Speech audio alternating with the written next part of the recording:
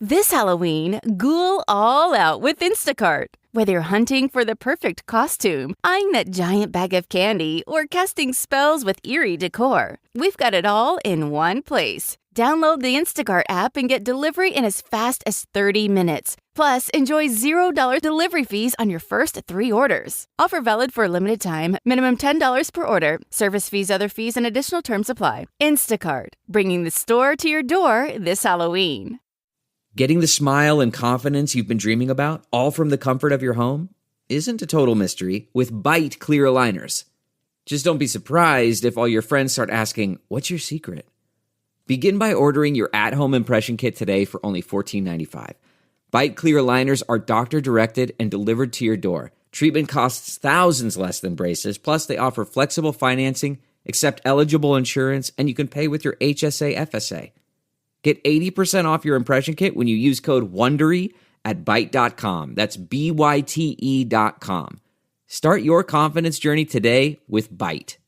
Hey, Prime members, have you heard? You can listen to your favorite podcasts ad-free? Good news! With Amazon Music, you have access to the largest catalog of ad-free top podcasts included with your Prime membership. To start listening, download the Amazon Music app for free or go to amazon.com/ad-free-podcast. That's amazon.com/ad-free-podcast to catch up on the latest episodes without the ads.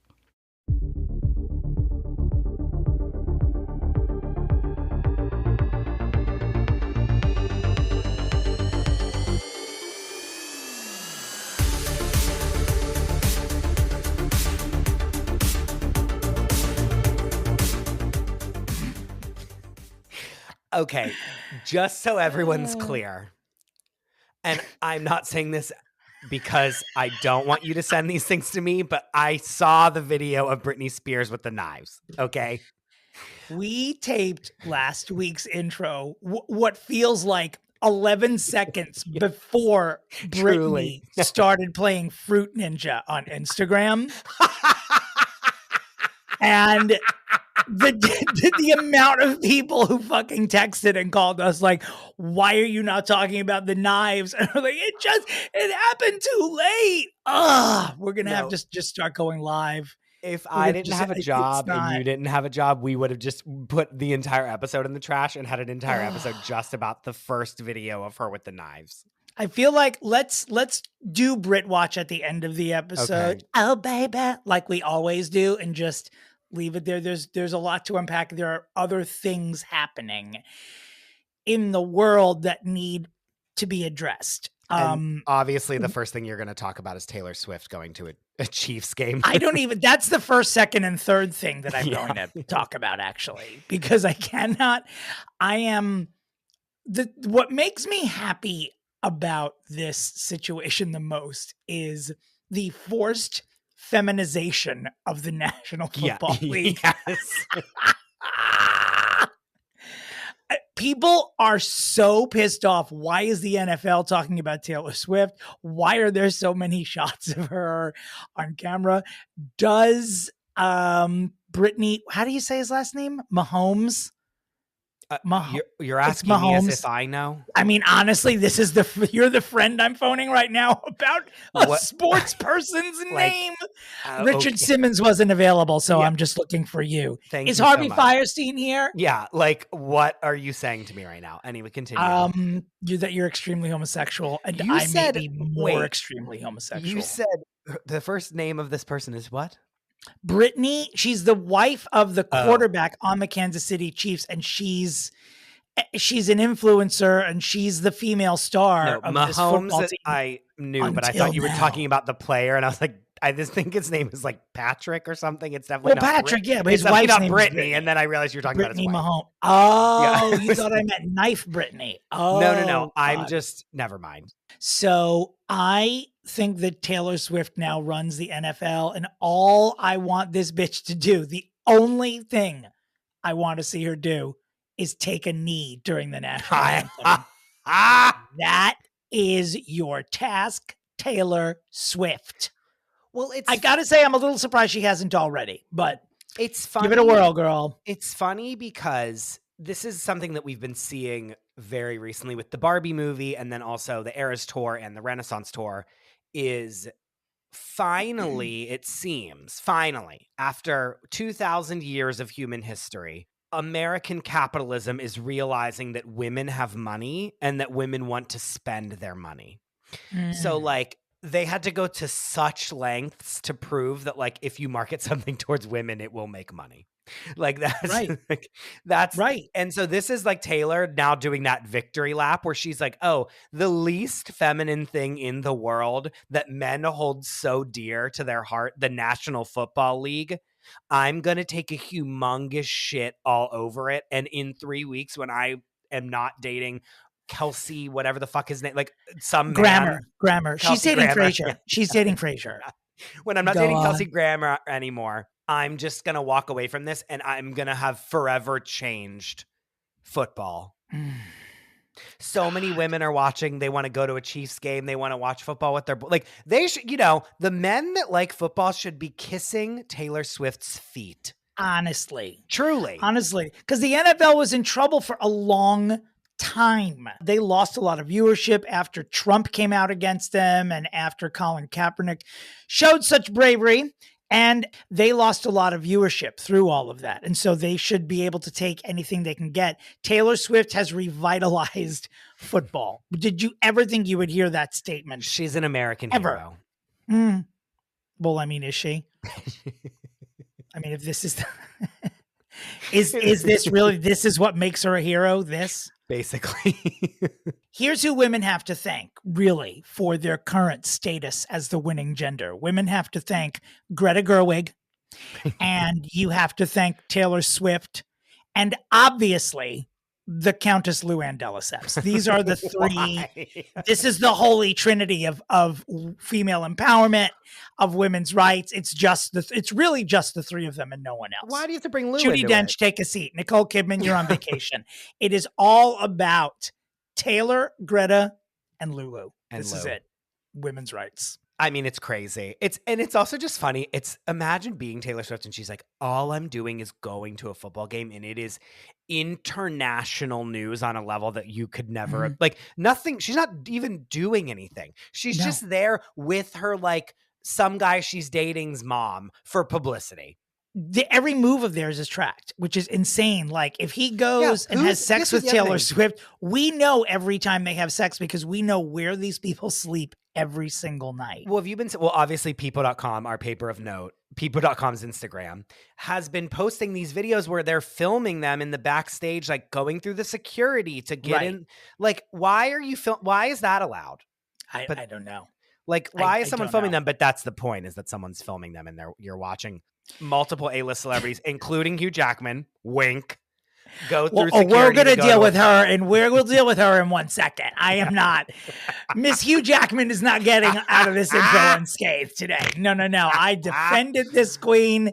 I am gonna be in the stratosphere with her when I'm done. So this is what I think when I look at Kelsey and Taylor. I think the most dreaded part of my day is when Facebook force feeds Facebook memories down my throat, because it is always something I don't want to see.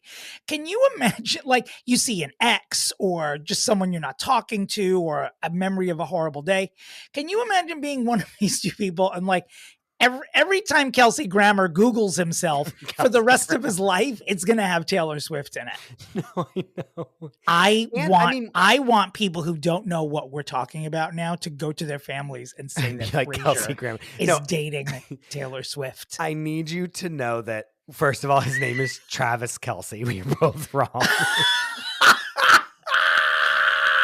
And I need you to know that also not one human being listening to this show knows, doesn't know what we're talking about. Wait. His name's not even Kelsey. No. No. This is the gayest moment in a very gay podcast. And it's sad because I've read his name 16 times a day for the past week. So the fact that I didn't even know what it was is extremely concerning for me personally, as like a human being walking on the planet. He will be heretofore known as Kelsey Grammer on this Kelsey podcast. Grammer. Yeah, 100%. Yeah. Put that in the glossary of terms. Kelsey Grammer, also known as Travis Kelsey. The term Kelsey Grammer means Travis Kelsey. Is that how you say it? Is it Kelsey or is it Kels? Dominick, why would I know? Do you know, I don't even watch a channel on the television where they would even say his name. I don't watch the news anymore. I don't I wouldn't even accidentally hear it said. Honestly, unless someone on E! News Daily, well, they must be saying on that channel. Maybe, and I guess I haven't watched or been paying attention. No, because you're looking at people.com's Instagram account, which is, again, how we get all of our news now. This is what I need to talk about. So, and I want to talk about Hugh Jackman's beard. Oh, yeah. Not his ex-wife, but his actual facial How hair. dare you slam? Go. I'm not going to talk about Hugh Jackman's sexuality. Wait, what's his beard? This is the thing, his beard. Hugh Jackman was photographed with Kelsey Grammer's box, which included Taylor Swift, Blake Lively, Ryan Reynolds. The whole squad was there. And Hugh Jackman was making a cameo with the squad. So he falls into this trap that middle-aged men fall into where they're so insecure about getting old that they color their hair. But they are so lazy that they don't tend to their beard. And why can't I accept this? It's 2023. We are not supposed to be talking about people's physical appearance. However, this dyeing the hair and not the beard thing is always such a giant no for me. Whew. Okay. I'm fanning myself, listeners. I understand. This is how bad. I have now my rebuttal.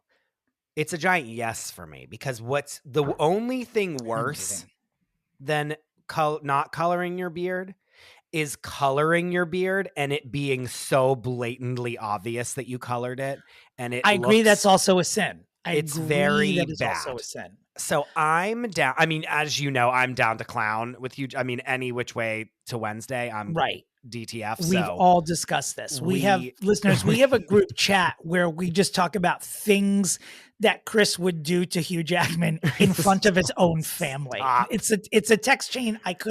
I'm praying that my name gets deleted from it because it's like, you love it. I do. It's very no fly list NSA stuff. We're talking about Hugh Jackman. But no, he is looking great. I have to push back on this because I think he looks great. Can he salt and pepper that hair up? It's just when sure. You color your hair yes. when you know your beard's white, it makes your natural dyed hair look like a wig. Well, here we go. This is the thing: is that it's like we need to meet in the middle, not have Rogaine on top and then nothing on bottom. When I colored my hair, I did something called a reshade, which is like it's something that only colors the deadest or grayest hairs. You know what I mean? Like it will also basically, if your hair is like 70% white, you'll use this reshade and it'll be like 40% white. So you're still going to look salt and pepper. I no longer use it, but yes, you can talk about it with my stylist and colorist, Christian Sanchez. You can find him on Instagram at Christian Sanchez Hair. Chris, any final thoughts on Hugh Jackman's beard before we move on to Britney? I'm doing great. We have a lot to discuss and not a lot of time. So I think it's time. Go ahead. For Britney watch. Okay. The knives video happens. My phone basically overheats from the vibrations of like my phone exploding with people sending it to me as if the it was like turning Grindr on at Pride. Yeah. It was burning a hole in your ass, a second hole in your ass. I'm surprised my phone is living today. Like it was straight up mayhem. And then immediately, the internet is so quick. Because like immediately then it's like her behind like a Benihana grill, like being a hibachi chef. It's then like a guy dressed up as Michael Myers in Halloween, like completely doing the choreography with her. It's 100. Then like just like the whole thing. It's so funny. And yet I am absolutely terrified that she's gonna like accidentally cut herself, even though she says that they're prop knives and that they're not real. And then a wellness check was done on her apparently because she kept putting up videos of her dancing with the knives. She said she's doing it because of Shakira. I mean, what a random, first Shakira wins the Video Vanguard Award at the very important VMAs. And now she is mentioned on an even bigger platform, the Instagram story of a mentally Spears. unwell pop star. Yeah.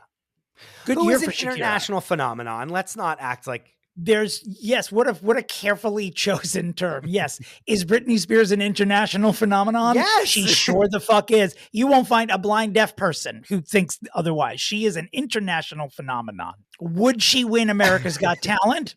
Absolutely not. She would lose to jugglers at this point. Like, absolutely not. No.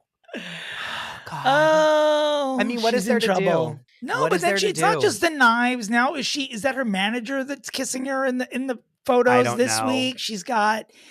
There's just a lot going on. I'm wondering, is the prayer chain working backwards? Like, is the prayer chain like causing this? Like, that's what are we giving her too much positive Are vibes? you Where are you she's praying like to Satan accidentally, like, maybe? or is she like feeling the positivity and she's like, I'm invincible? Do you know what I'm saying? Like, are we gassing her up too much? Because I posted the video and said, we need to triple the prayer chain. And people were like, on it. You know, everyone's at noon Eastern time clocking in to send her vibes. But now I'm nervous that it's empowering her to do worse. Do you know what I'm saying? That she's enjoying the attention. Yes. I mean, well, here's the thing. She's always been crazy, but also there's crazy like a fox in her as well. Like, she's not stupid to this whole process of showbiz, and she's got a fucking book coming out in a couple of weeks. She's not. She's probably going to show up on Friday with juggling chainsaws at this point. Buy my book, y'all. You know she will. She'll be under the buzz. I'm laughing buzz off because I know that flamethrower. it's real. I'm laughing because I know that it's real. Dominic, you know I've pre-ordered the audiobook. I'm ready to go. I might call in sick from work that day just to listen. I might stop down production and just say I just might open my walkie up and just say, here we go, and push play. Hey, y'all, I wrote this book. Just kidding. I can't wait. I mean, there's no way. It's got my name on it. I told it to way somebody. she read it herself. There's no way. I wrote this book. And by I wrote this book, I mean I told these stories while drunk to someone who wrote this book. No, Dominic, I'm not going to lie to you. I think she wrote it herself, and I think it's going to be like one pair. Like I said to you, it's going to be as big as the Goblet of Fire, and it's going to be one paragraph long. It'll be very easy to tell whether or not she wrote it. I mean, we'll know before the end of the first page, I'm sure. And either way, I'm ready to go. Yep.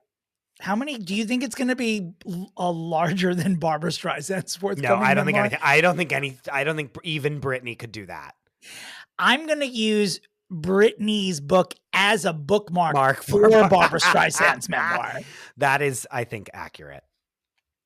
Will Britney's book be hardcover, or is it going to be pamphlet? No. What are we thinking? Hardcover? Are you serious? Yes.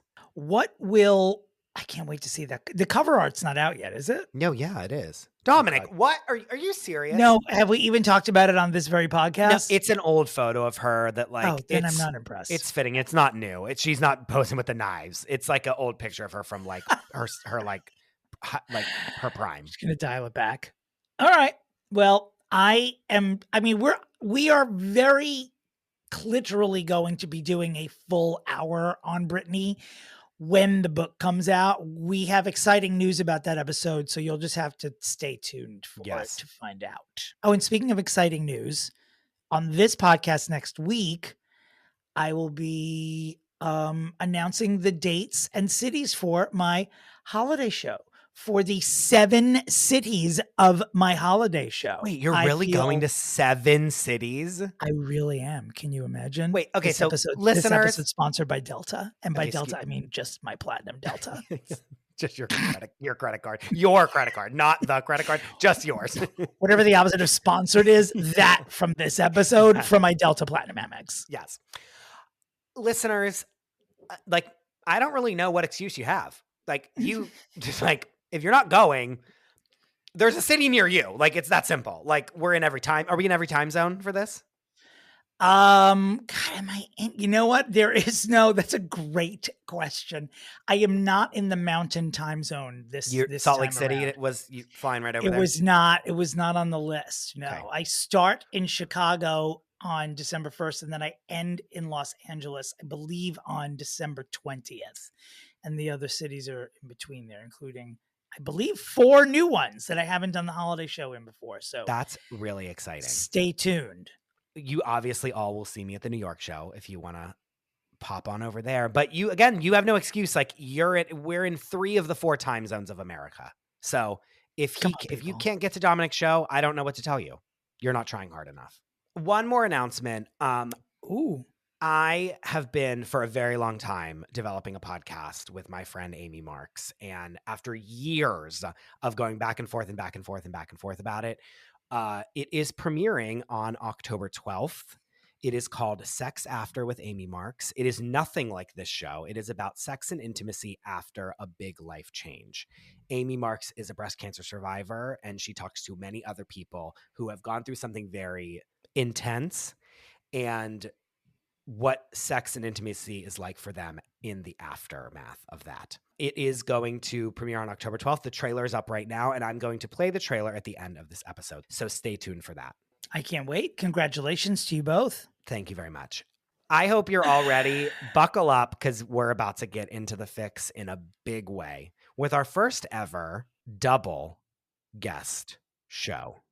Did you know that parents rank financial literacy as the #1 most difficult life skill to teach? Meet Greenlight, the debit card and money app for families. With Greenlight, you can send instant money transfers, set up chores, automate allowance, and keep an eye on your kids' spending with real-time notifications. Kids learn to earn, save, and spend wisely, and parents can rest easy knowing their kids are learning about money with guardrails in place. Get your first month free at greenlight.com/Wondery. That's greenlight.com/Wondery.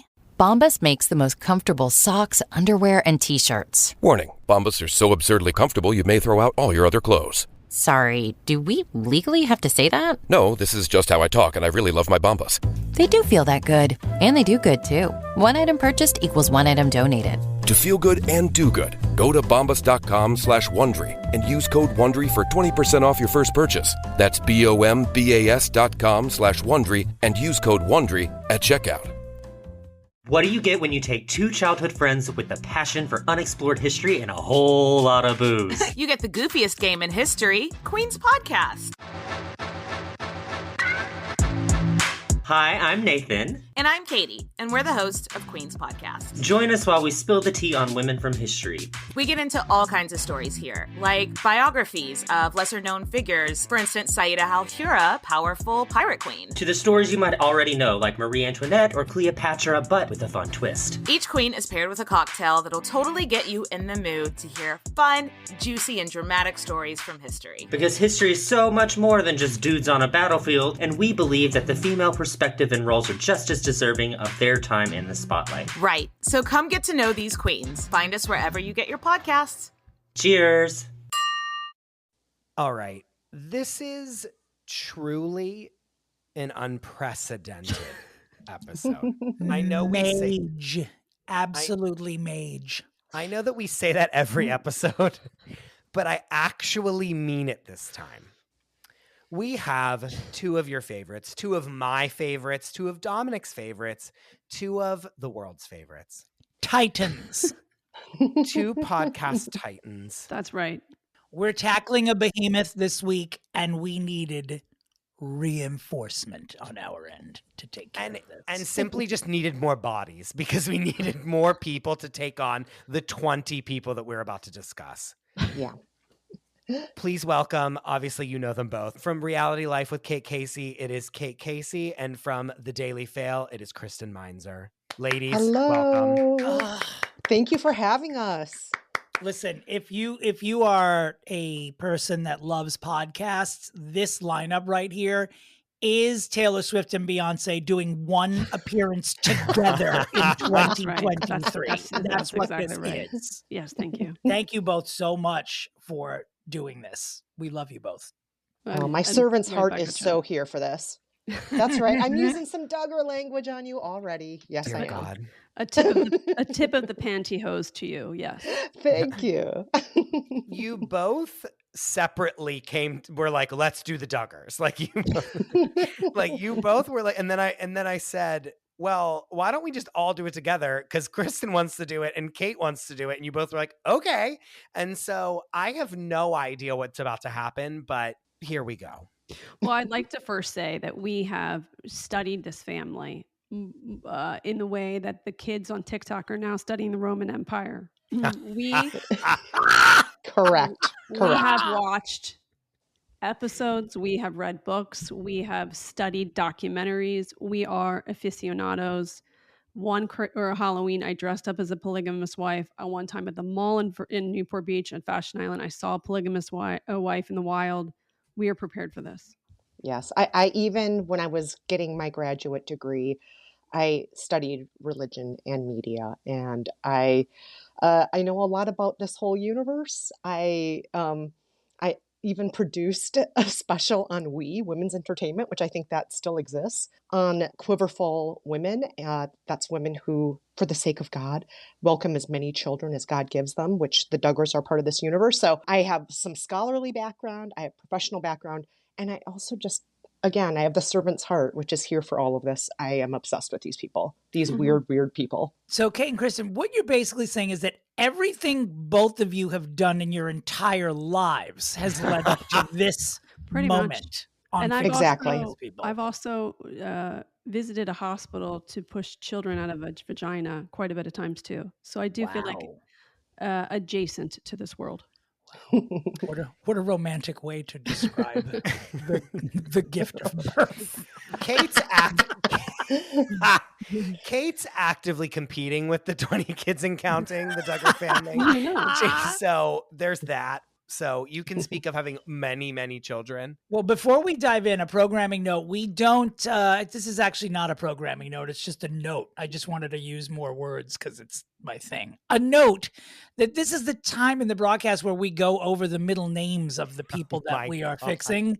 There are too many of these motherfuckers for me. We will be here for the entire hour going through each name. Suffice it to say that they have middle names. Let's proceed. They all have J names for first names. To me, that's more than enough to keep track of. I don't need to keep track of middle names too. And it's dumb. It's like ginger with a J. Come on. Yeah. Yes, which everyone thinks rhymes with finger because it looks like it should. But and also, for as religious as they are, they gave a couple of them names that sound like stripper names. Yeah, and a couple of names that sound like they would actually like live in Brooklyn, like Jackson, things like that, where it's like, true.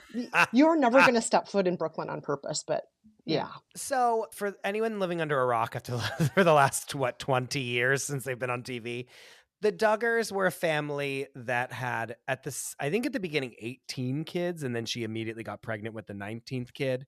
The show was 14 in the beginning when the first Discovery Health doc was made. It was 14 children and pregnant again. Dear God in heaven.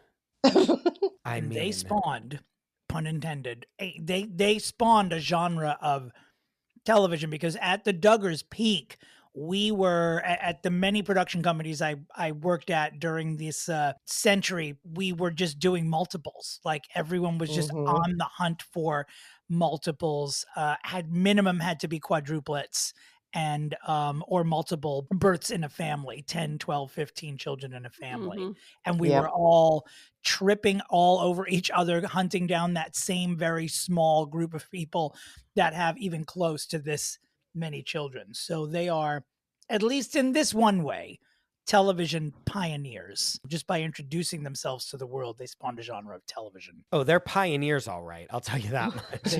Right. Are they the precursor to like Octomom, John and Kate plus 8? Like, right? Yes. Or did they come first? Yes, they did. I think it also, I think it began this obsession with how do families with multiple children operate? And like what are the inner workings? And what people didn't realize was that they were presenting themselves as this well-functioning family where everybody sort of has a job, and adding another child to the fray is not a big deal because everybody has their job. But then behind the scenes, there was a very different story. Kristen, you want to explain that? Yes. So at the time when all of this was becoming popular, it's true, there's that commercialization in a whole new way. The promotion of parenthood, bump watches. If you looked at Us Weekly, People Magazine, and so on, suddenly there was a newfound obsession with celebrities having babies. Mm-hmm. And notably, a lot of celebrities themselves were having multiples because this is during the first giant widespread use of IVF among those who could afford it. And so celebrities were having sometimes 2 or 3 kids at a time. So it kind of overlapped with that. But also, it overlapped with a kind of concern about American values, wholesomeness right? and values, and the idea of traditionalism. And we saw that happening not just on TV, but a lot of these people on TV were part of a political movement. And some of these people on TV actually did run for office, including Jim Bob Duggar, who held office briefly at one point and then has tried multiple times since then to run for office again, and he's never been elected. The oldest son in the family, Josh Duggar, who is now incarcerated, he worked for, I believe it was Focus on the Family, which was another political lobbying group. And so this was part of a bigger political and social movement at the time too, and a moral panic about American wholesomeness and so on. Also at a time where many people who like their parents were religious, almost in my opinion, like my generation's parents were falling out of religion. And so it was like also very interesting to watch people on television adhere so closely to a religion where I feel like mainstream American society was becoming extremely non-religious. Does that make sense? For your family, maybe in the coast, but I think they got tied into this faith run by a man by the name of Bill Gothard, and he kind of appealed to the Jim Bob Michelle generation of parents that were terrified of like not raising upstanding Christian children. So there were a segment of the population that were actually the opposite, where they clung to faith and were so rigid in their faith because they felt like that was the only way that you could keep children fully, Christian.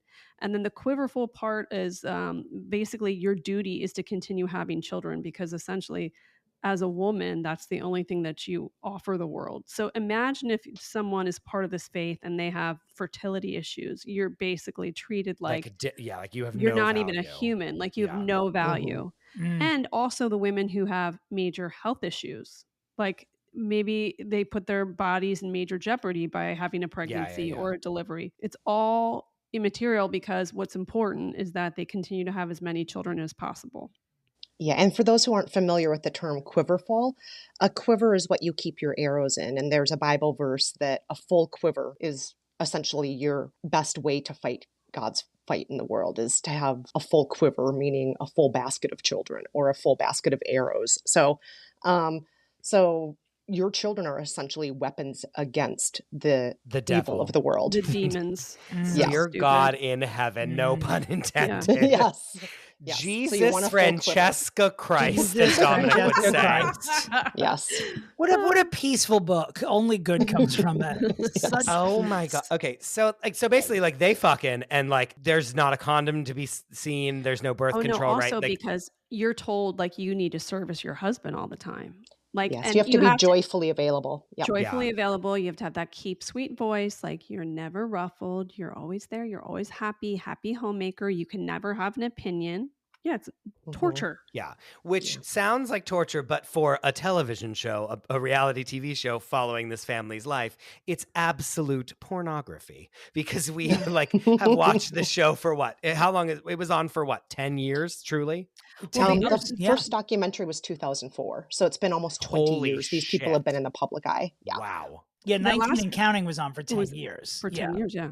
The last part I think that was interesting was just like living in a modern world and watching people that had like long skirts and crazy hair and this idea of like we're all becoming obsessed with the internet and need to be on social media platforms, and they're the reverse, where they're allowing their children to stay home and be homeschooled and they don't have any social media profiles, and then they're dressing like it's an M. Night Shyamalan movie. Yes. Yeah, like they're basically in the village. Right? Yes.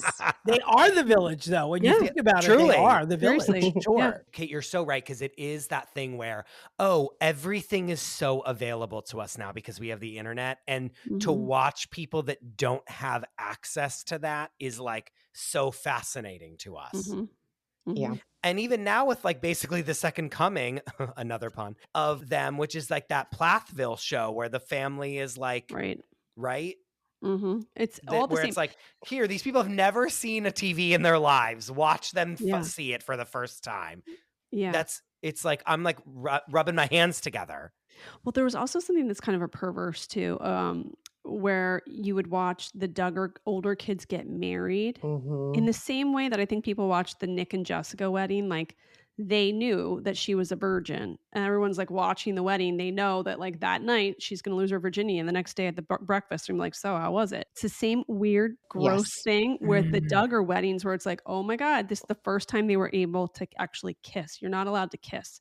The dating thing's weird too, because the parents have to come along and some of the siblings, and the father's super involved. Isn't it like chaperoned dates or whatever? Yes, You're basically exactly. on like a field trip with your whole family, like when you go on a date with someone.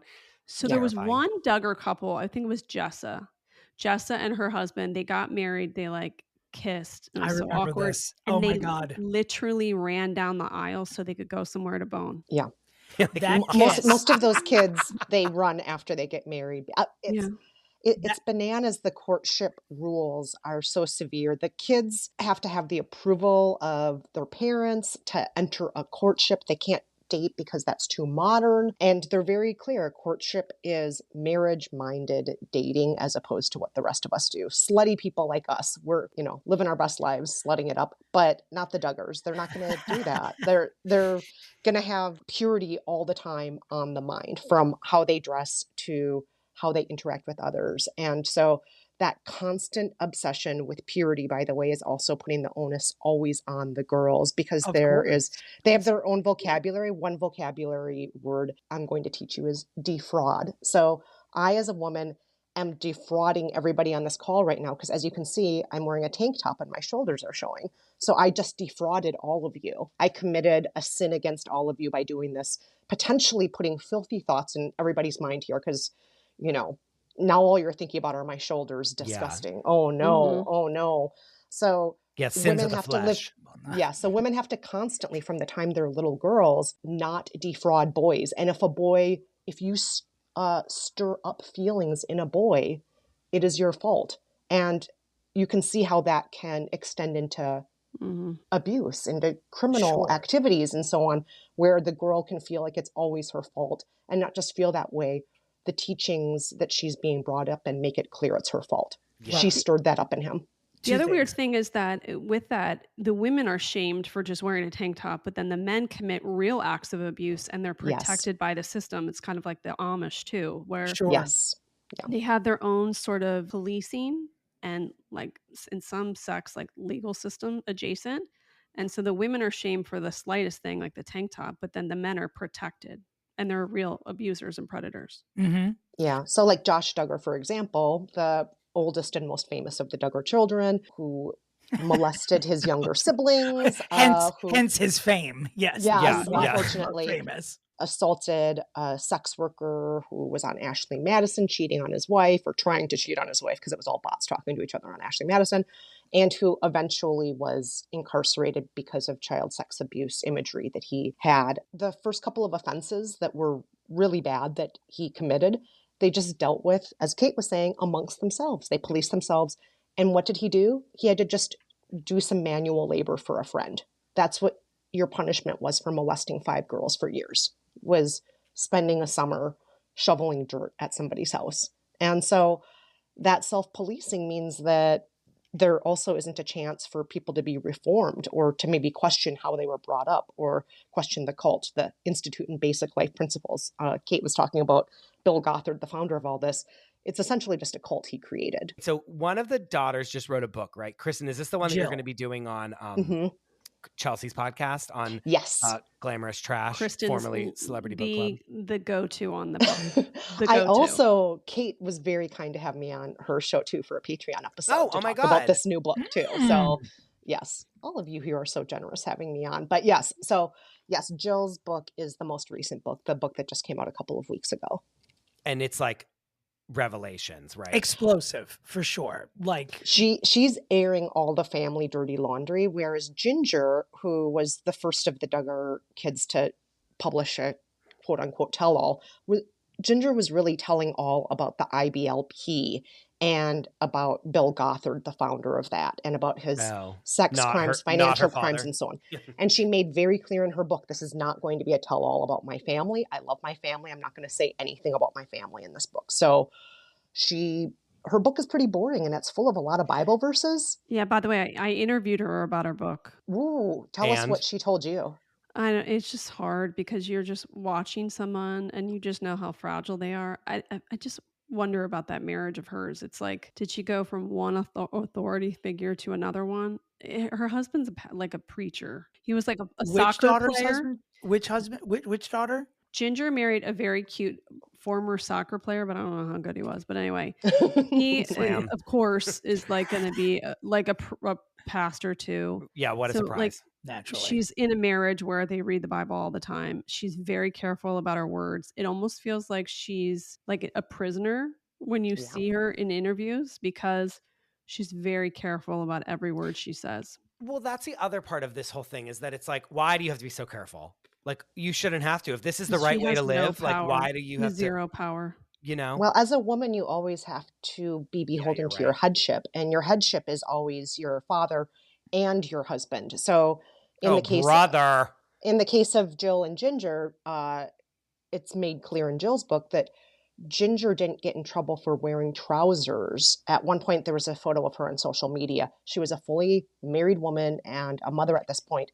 But the reason Ginger didn't get in trouble for being photographed in trousers is she first asked her parents' permission, even though she was a married mother. Jill ended up on the shit list in her family because she was photographed wearing trousers without first asking permission. Again, a married woman with children having to ask her headship for permission to wear trousers. There is a little part, I think, that women like Kristen and myself have watched this, although we are horrified by it and frustrated. It's because we're holding out hope. And it's the same for me with Sister Wives. We're always holding out hope that there's going to be a moment where they're going to like find their own power, and then they're going to be like, fuck you. And like literally get on a train. We can walk them up to the top of the Milton and show them the view. Yeah, like, fuck these people. Throw a bag on the train and like run and jump onto it and just like be out of town. Yeah, like, I mean, it is sort of insane that we do this, but we're all like, we're holding out hope that they get it, they escape, and they find their own power. So when Jill's book came out a couple of weeks ago, there were a lot of explosive passages in there. One of them was there was an interview that Megyn Kelly did in 2015 where Jill and I think Jessa were interviewed by Megyn Kelly at the Duggar compound or whatever in what they call the big house.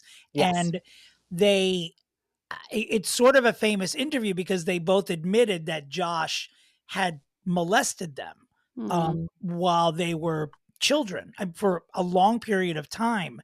And it turns out now that while they were giving that interview, Josh was, I think, in the room with those two sisters and Megyn Kelly, where they were coming clean about Josh having molested them, while also somehow denying in the same interview that Josh was a pedophile. So that all sounds horrific and, I mean, honestly, quite Duggarly with what we know about them. Yeah, truly. My question is, and Kristen, you'll know better if she did say something. Did Megyn Kelly say anything about Josh being in the room?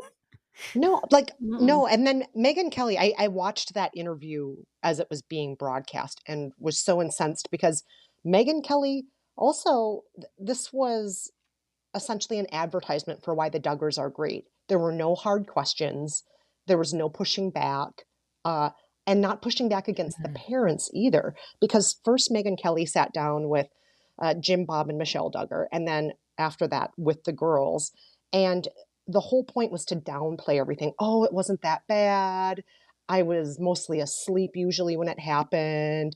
Oh, it was mostly over the clothes. And there was a lot of downplaying it. And then Jim Bob said, yeah, and from what we understand in this congregation that we're in, boys are curious, and all the other boys do it to their sisters too. And at that point, you know, Megyn Kelly should have pushed back and said, excuse me, what's happening in your congregation? All the boys do this to their sisters? What's being preached in your congregation? But Megyn Kelly never pushed back. And isn't that bizarre? I mean, But there's obviously a Megan. reason. Come on, There's a Megan. reason Yeah. she didn't. And whatever that, we could probably list the reasons, but Mhm. you think she'd just look over her left shoulder at Josh and be like, would you like to say anything? I don't mean, think she even you're in the watched the room. show. She probably had no real full Maybe. context. Idea who that? Yeah. But she Maybe also there was the face of Fox News, or one of the faces of Fox News at the time. And Fox News had very tight ties with the political universe Sure, that Jim Bob was sure. in.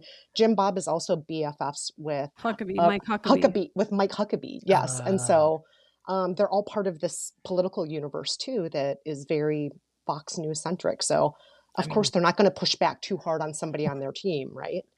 Right. Or maybe it's as simple as there are so many fucking Duggars. Megyn Kelly didn't even know he was one of them and just thought it was a PA or something. Yeah, 'Cause she they're was just- like, "Who is this?" Yeah, she was like, There's 19 of you assholes. I can't remember She's like- all of these she's names. like, "Why is your agent so upset?" Slugger. Yeah. Yeah. Yeah. And Jill says in her book, she felt that she had to volunteer to do it. She and Jessa felt there was no choice. Your job is to protect the family at all costs. And as a girl, your job is to be the sacrificial lamb at all times. Boys don't have to be sacrificial lambs, but Jill made it clear, this is what I as a girl have to do. I have to protect the men of my family. Mhm. And all I wanted was for Pops to say, no, you please don't volunteer. We're going to protect you. We're not going to protect him. And Jim Bob never said that. He's like, thanks for volunteering, girls. Let's shoot. No, of Let's do it." course. Yeah. Now, is Derek Jill's husband? Yes. Okay. I think also in the book is a claim that when Derek had one beer, that Jill's father wanted him to go to rehab for having one beer. Oh, geez. Is He this should true? not hang out with Yes. Irish people. Wow. Don't hang out with my family. Yeah. Oh, yeah. Wow. Yeah, there was a photo on social media because Jill, as she started to break away more from the family, she had an Instagram account that would show her day-to-day life, including date nights. At one point, she had, you know, as I said earlier, there was a photograph of her in trousers. At another point, a photograph of her in a dress that showed her knees. At Yeah, one she point, was she was drifting. She was drifting Yes. away from the Yeah, Lord. yes. Yeah. And at one point, a date night where Derek had a beer in front of him and she had a cocktail in front of her. And again, that set off alarm bells with Jim Bob because, you know, this is not okay. And so suddenly rehab is something that Jim Bob believes in when it has to do with Derek, but not for his own son, who is a sex criminal. So funny, this television show, because it's, you know, you could tell it was made with such an earnestness as though these people were examples when someone like me is watching it and it's just reaffirming my homosexuality and my desire to never have children, babysit my friends' children, go to a child's birthday party, be nice to children in restaurants, any of it. I was just like, fuck all of you. Speaking of crimes, I can't get past the fact that the dad's name is clitorally Jim Bob. Like that's what you say when you're like, who fucking Jim Bob over here? Like when you have like a John Doe is what It's you're like saying. saying Bubba. Yeah. Yeah. Fun so fact, Chris, gross. Jim Bob is releasing his own book, and the name of the book is Clitorally Jim Bob. That's the title of his memoir. Yeah, but let's be honest. He's never touched a clitoris. Slam. It's not his job Kate, to touch one. He just, slam. yeah, it's his wife's No, it job sure to be isn't. joyfully available. No, she yeah. needs to be joyfully available, period. You know, the best thing that I can say about the Duggar family is that they inspired one of my favorite SVU episodes from a couple of years ago. Ooh, Just that sounds good. What? This is great. They were marrying one of their low teenage daughters, 13, 14-year-old, to a pastor in a similar religion to combine the families into one sort of empire. And because Dear they God. argued that everyone's consenting, it's not a big deal. Mariska was like, I don't think so, Queen. I was gonna say, what was Mariska Hargitay like? What on earth is this? Olivia storyline? Benson was aghast. They walked in on the actual wedding ceremony, and like she was 14, and the guy she was marrying was like 50, and they were defending it, and they were going after Olivia and saying that this was none of her business. But you know, she got a job. I bet Chris Maloney was not having it either. He's got a temper. He's a loose cannon. I'm trying to not take that. It might have been during that 10-year his absence. I don't think he was around for the Duggar episode. Oh, that's a shame. It's okay. Olivia Benson's got it under control. She's always got it under control. Yeah. Why have I never seen this episode? I need to see it immediately. I'm sure you'll see it now you'll care about it more. The show is canceled because Josh goes to prison, right? Like Correct. Everyone is like, this is abhorrent. Like, how dare we act like this is okay. The show is canned. They then are doing what it seems like many of the other large families that have come up on the Learning Channel or other similar networks are doing right now, which is infighting within themselves to get more fame and or make money off of books / interviews / etc. Because the well went dry for sure. Yeah. That's what'll turn people on each other when there's no true. income coming in, and you've created an actual army. The next step is that there will be a revolution. I mean, it was literally thrice the size of the cast of Lord of the Flies in one home. Obviously, people are going to just start coming for each other. Do you think that they all separately are like housewives, where they're like, all right, here's my idea for a spinoff? You know, I would love Joanna that. does Dallas or something. Well, that because would be fantastic. That's the thing is that even though we forget so easily that they're filming this television show all the time. So even though they're we don't have a computer, they are constantly watching producers, audio people, camera people have their cell phones. They're putting microphones on their bodies. They are around it way more than you would have them think that, that they would have you think. And they have to be somewhat savvy of what the show is, because if they've been on a TV show for 10 years, they're not this first season, doe-eyed, deer in headlights. Right. What's happening? They then know, regardless of anything, similar to Sister Wives, the women know how to be on the television show now. They're not they know what they're doing. So and so many of them now have YouTube channels and Instagram. I mean, the oldest of the daughters each has approximately 2 million followers on Instagram, and they do sponsored posts all the time. So you're 100% correct, Chris. They are savvy enough to do. It's not like the show was canceled and they just disappeared. They're like, how do we keep this going? Chris has just now gone from mocking them to idolizing them. And By the way, Chris, I don't want you to think they're like they'd hang out with us at a bar. I mean, they're still they got their one foot in the pool. You know what I mean? Yeah. The only question I would ask the siblings is, would you leave your female children alone with your brother Josh? That's the only question. Oh, I wouldn't leave any children with him. I don't care about what gender the kids are. Let's see how close those ranks are. If Josh is the only sibling available to babysit, if you're so supportive, are you going to leave your kids there? I think what has to happen from the top, and it probably won't happen, but it would be the world would explode, is if Michelle, the wife, she left the husband. Yeah, she was like, I'm done. Yeah. And I'm thinking if she leaves and then she gets a makeover, I'm thinking something between Talbot's and Sandy from Grease. Oh my God. Casey. Wow. Do you know what I mean? Sadly, I do, which is the worst part of the whole thing.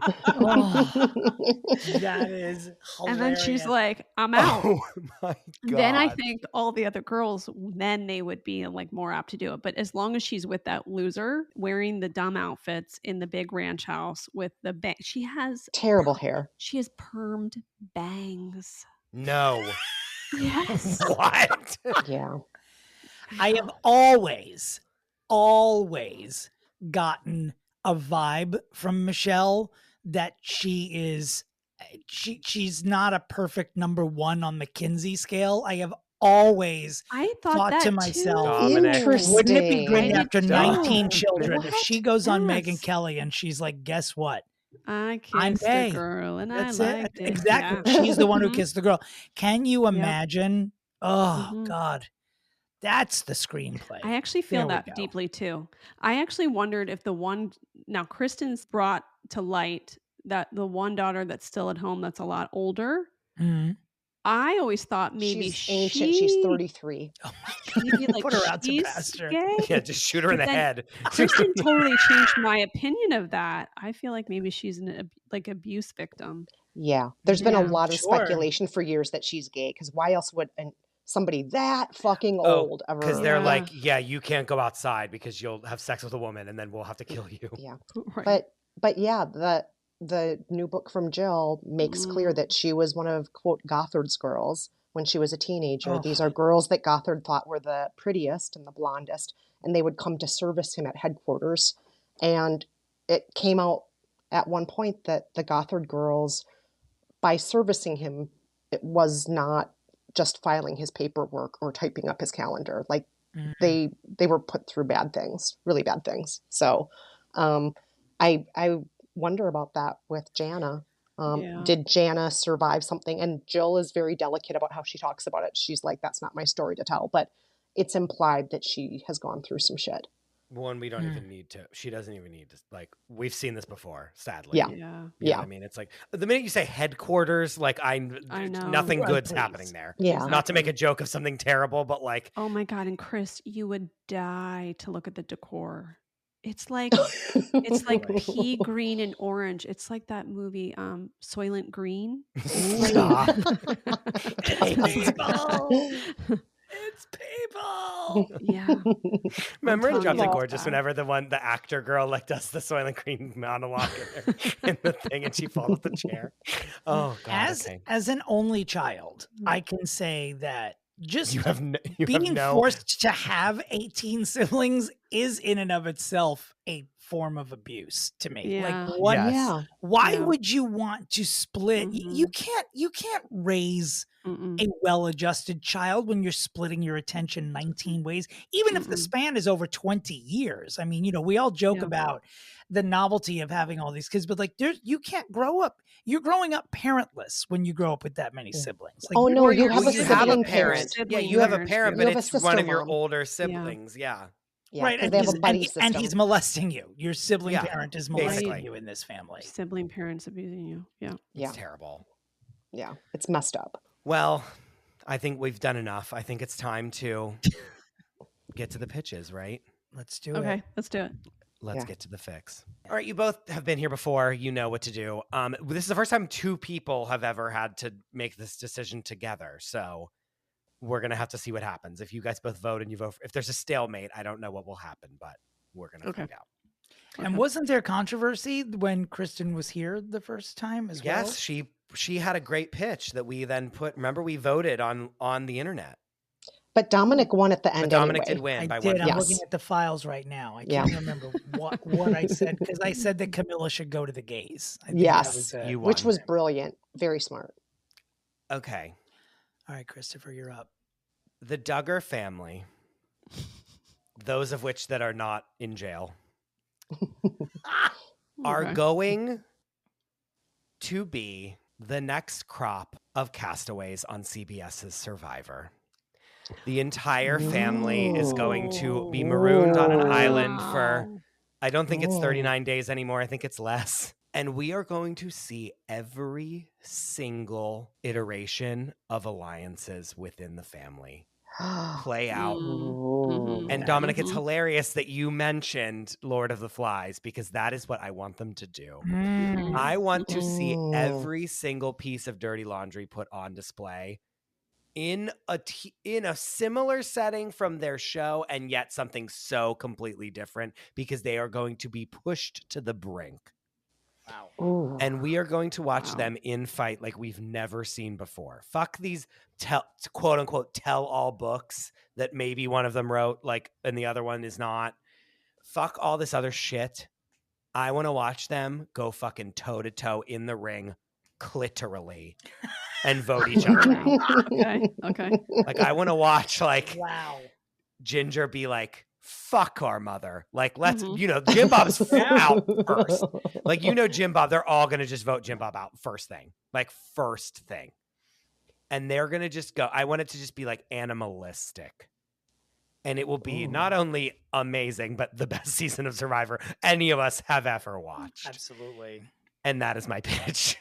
Wow. Okay. You're never going to believe that this was my actual pitch, but I'm going to say it because it is different, but incredibly similar to yours, because I'm also going a reality route.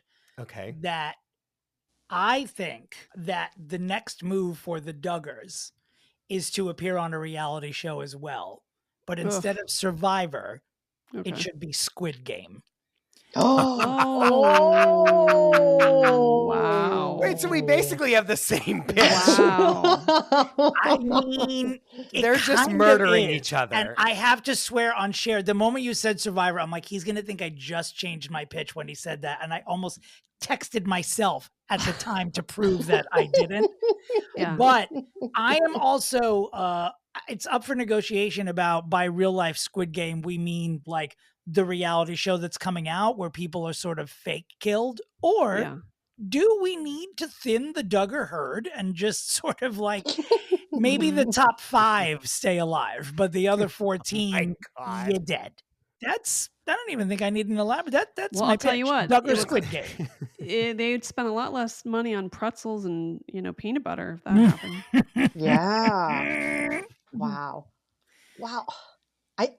I think they are both outstanding pitches. And honestly, I would watch either of these reality shows. I would watch both of them. I would. It's kind of like the 2 Fyre Fest documentaries. I'd watch them back to back. Yeah. I wouldn't sleep anymore. I would just spend days watching these reality shows and nothing else. I would be so excited about them. But I think there's one I'm leaning slightly more toward. I'd be curious, Kate, are you more in one camp than the other?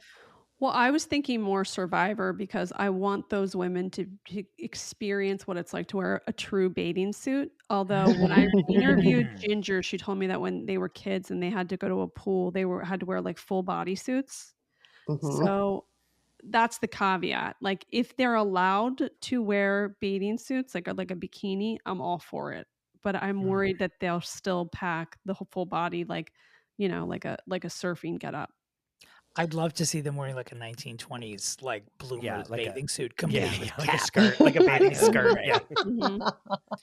I also realize my idea is inherently flawed because on a Squid Game there are no exit interviews because the cast would be deceased. Oh, because they would be dead. Not being able to really see how they had emotionally transformed during it because there is that would be a little bit of a buzzkill. Yeah. Even I am now voting for Chris's idea as more flesh for sure. Well, I have to say it's a hat trick because I'm also voting for Chris's because I want to see these women walk away triumphant after destroying these men. I want these men so much smarter than them. They will. They're so much smarter. Like these men don't know how to cook for themselves. These men don't know how to do anything that you would actually need to survive. They know how to like embezzle money and do, money laundering and tax evasion. They don't know how to actually do anything to physically take care of themselves. The women are in charge of all the things that make a person survive. So they would destroy. Yeah. I didn't even think about the fact that like they have to survive on the island. Like I was just thinking about like voting people out and like doing alliances, but you are right. Like the men would literally starve to death if the women weren't like helping them like hunt for fish and like, do you know what I mean? Like gather and like make a shelter and like make fire. Like they really too like will need the women to do that. Wasn't even remotely in my like mind of like what they would have to do on the show. Especially but I also want to see those alliances. Yeah. And the beginning scene where the boat in Survivor is always going to the island. One of them could just like pitch one of the dumb brothers off. Off the boat, right? As like let the boat keep going. The boat doesn't stop. What if they were on Survivor and they divided by gender like they've done in seasons past? Good. Can you imagine? Like they got their asses kicked. Or they start not that way, and then when they first mix up the tribes, they do it that way. What do they call the tribes, by the way? Oh God. Well, I don't know. You guys know the terms. What is the headship?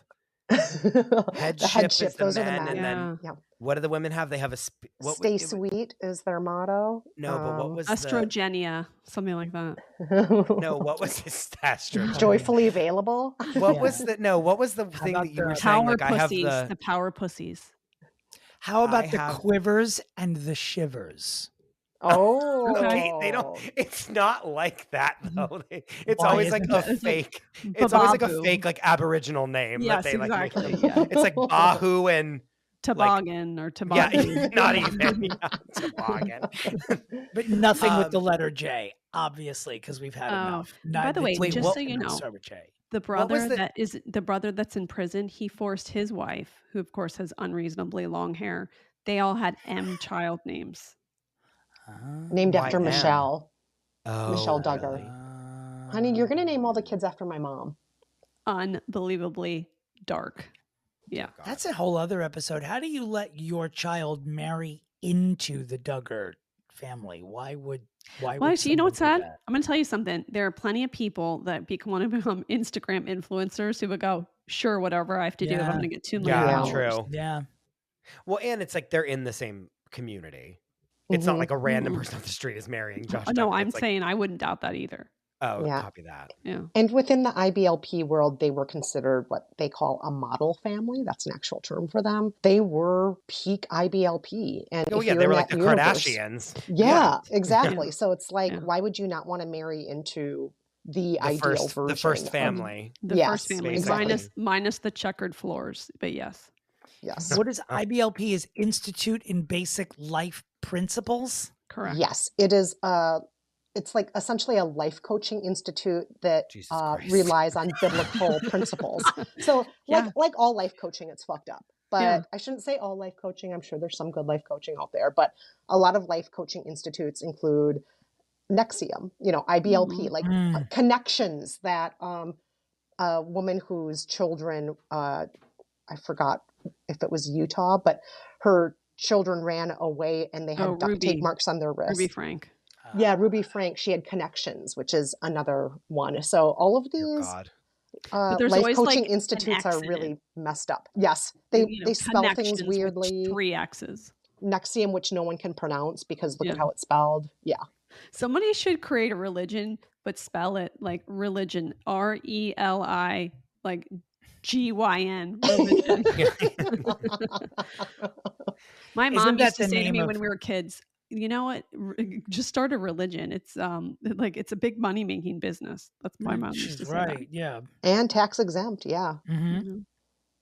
I'm not over the fact that he like had the kids that were like making like 250,000 Yeah. like and was And he just was just straight up taking it. taking Mhm. all of the money and like making them file taxes that were completely false. And you know what? It's not like he's buying himself like Prada slippers or a Hermes belt. Like he just bought like tractors. Well, it probably all went back to like the leader, right? Well, some of Mhm. it did. He did have an airplane collection. Jesus Christ, of course. To Jim go Bob, Jim nowhere. Bob's, To Jim go Bob has nowhere. Jim Bob has his airplane collection. He has a lot of real estate. Does he fly himself? A couple of his sons fly. A couple of his sons have pilot licenses now. Oh, how very but a lot of- Travolta. But Spirit yeah, Speaking of, I Mhm. think a lot of the money is just like hidden in, vaults in a basement somewhere. Maybe. Yeah. Yeah. oh God. Thank you both So for much being so here, much for this explaining this to us. We would have been like adrift without you both. This is a milestone episode for FFP because the two of you are here. We appreciate and love you. Well, thank you right so back at you. much. All right, tell us where we can find you guys. Kristen Meinzer, where can we find you? Well, if you want to know more about tabloid news, dumb stories of reality stars, I host a show called The Daily Fail, and in that we dissect a certain tabloid every episode. Chris has been a guest on. Chris was hilarious when he was on. We look at the dumbest stories in the world's stupidest tabloid paper and just unpack what's true, what's not, the misspellings, the dumb pop-up ads. So that's The Daily Fail. I also host a show called How to Be Fine, which looks at the good and the bad of the wellness industry, and most of it's terrible. So there you go. How to Be Fine and The Daily Fail. Kate, where can people find you? Anywhere where you listen to podcasts, Reality Life with Kate Casey, 6 episodes a week. I've got a Patreon too. You can get my must-watch list every Monday where I tell you what to watch in unscripted TV. And that's at katecasey.substack.com. And then on social, Twitter at Kate Casey, Instagram at Kate Casey CA, and on TikTok at It's Kate Casey. Also, LOL that I made you plug anything because every single person that listens to this podcast is one of your listeners. Dominick, where can people find you? My website is domentary.com. My socials are at Dominick Pupa. And if you go to my website, you will be able to see what cities I'm going to for my holiday show this year and buy tickets there. Also, Chris, I have one final question for you. Where can we find you? Where can the people find you? You can find me at the Chris DeRosa. You can find the show at Fixing Famous People. Write a review and let us know who you want us to fix next. I wish you all well, just as Goop did to that man. And I just have one question that we can all say together, maybe, ? Ready? Where's Shelly? Goodbye. Bye. No, there won't be. There will never be a normal. No, it's my new normal. I will never have titties again. I have to get over it.